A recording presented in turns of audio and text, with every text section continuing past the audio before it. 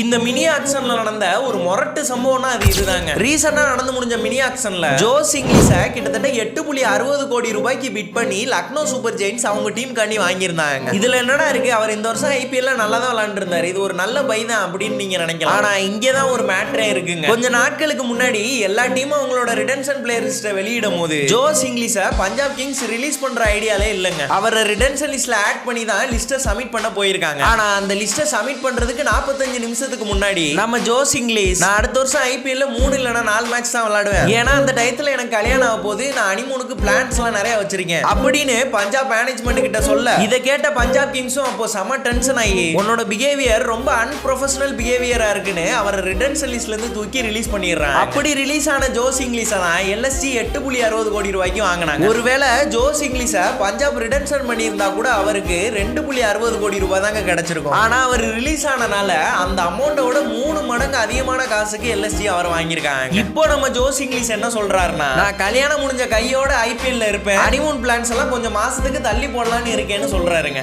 Because money is always ultimate.